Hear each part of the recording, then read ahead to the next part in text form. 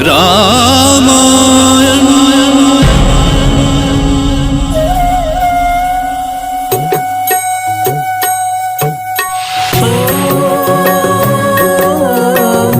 मंगल भवन अमंगल हारी,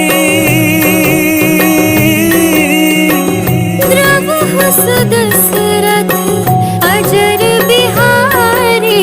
राम सिया राम जय जय राम। राम सिया राम जय जय राम। राम सिया राम जय जय राम। राम सिया राम जय जय राम।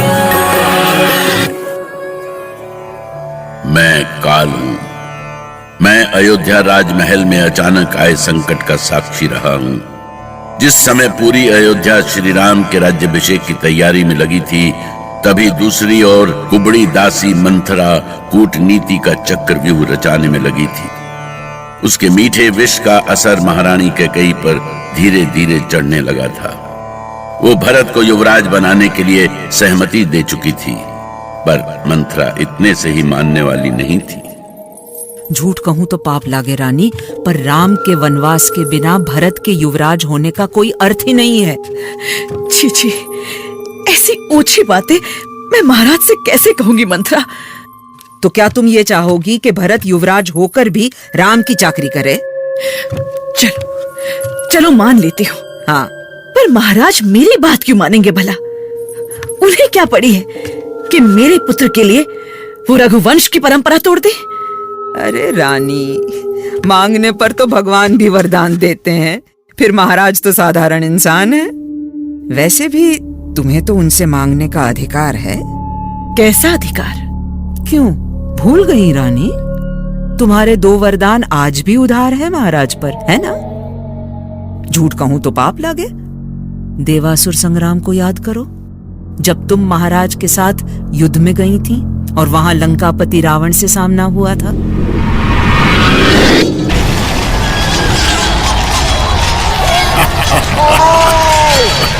कोई बच जाने ना पाए।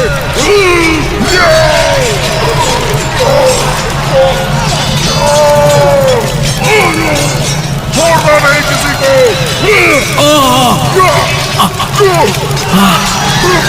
दुष्ट रावण।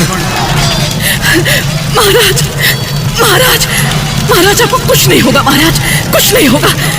कैकेयी, मेरा जीवन शेष हो रहा है कैकेयी, मैं नहीं बचूंगा। ऐसा ना करें महाराज, मेरे होते हुए आपको कुछ नहीं होगा। मैं आपको रथ पर लेटाकर यहाँ से सुरक्षित ले जाऊंगी। पर हमारा रथ टूट चुका है और हम शत्रु सेना से घिरे हुए हैं। तो क्या हुआ? हमारा रथ टूटा है ना, शत्रु का रथ तो है। मैं शत्रु के रथ पर आक्रमण करके उसमें ले जाऊंगी आपको। कहाँ जाता है?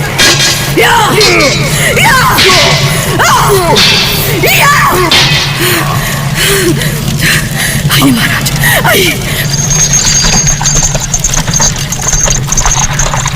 संभल महाराज।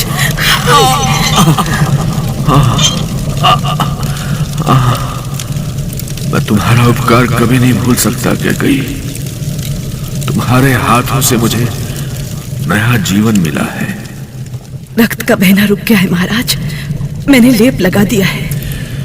कैकेयी, तुमने मुझे जीवन दान दिया है, मैं तुम्हें वरदान देना चाहता हूँ। महाराज, आपके जीवन से बढ़कर मेरे लिए और कोई वरदान नहीं है महाराज। ठीक है, अभी नहीं तो और कभी, जब भी चाहो मुझसे 2 वरदान मांग लेना। ये मुझ पर तुम्हारा ऋण है कैकेयी।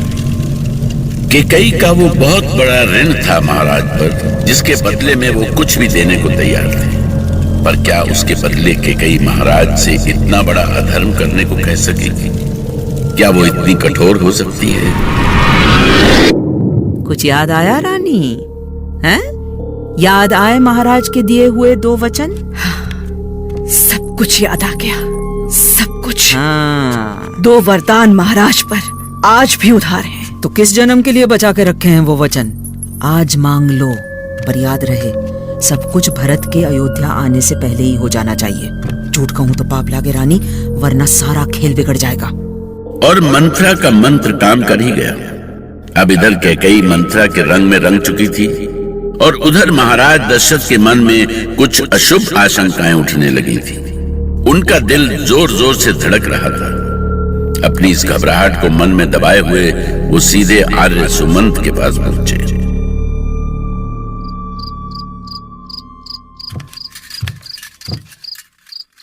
महाराज, आप इतनी रात में यहाँ? क्या कोई विशेष बात है? मन में कई आशंकाएं घुमड़ रही हैं सुमंत। लगता है जैसे मैं कुछ खोने जा रहा हूं। ये आप क्या कह रहे हैं महाराज? श्री राम के राज्याभिषेक के शुभ लग्न में आपके मन में ऐसी बातें? इस समय ऐसा क्या हो सकता है?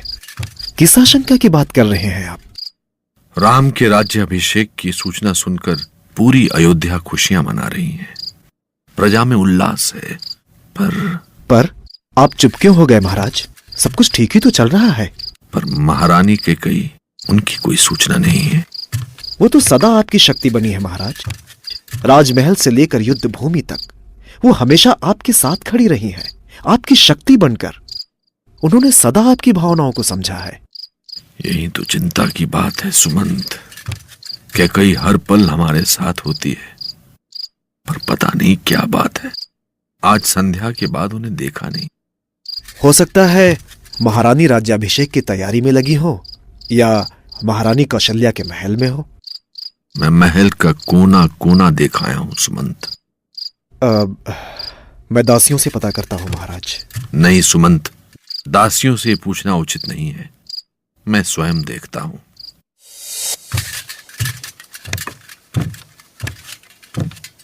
पूरा राजमहल तो प्रकाश से जगमगा रहा है, पर महारानी कैकेयी के कक्ष में अंधेरा। जाने कहां चली गई।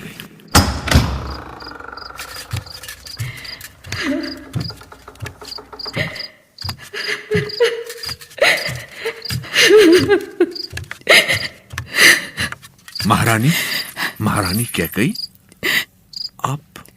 आप यहां इस अंधेरे में? आप कुछ बोलती क्यों नहीं? क्या हुआ आपको?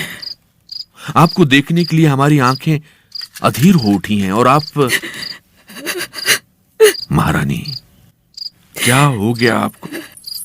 किसने आपका दिल दुखाया? कुछ बोलिए तो महारानी।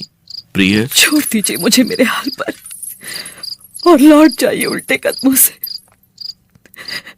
मैं इसी लायक हूं। ये कैसी अशुभ बातें कर रही हैं आप? आज पूरा अवध राम के राज्याभिषेक की घोषणा से खुशी में झूम रहा है और आप यहां बालों को बिखेरे। कैसी दशा बना रखी है। मेरी ओर देखिए तो सही। बस मुझे इतना बता दीजिए कि आपके इस शोक का कारण कौन है? आप हैं शोक का कारण। मैंने कहा ना, मुझे मेरे हाल पर छोड़ दीजिए। पुरुष के भाग्य और क्रिया के चरित्र को कोई नहीं समझ सकता, फिर दशरथ कैसे समझते हैं?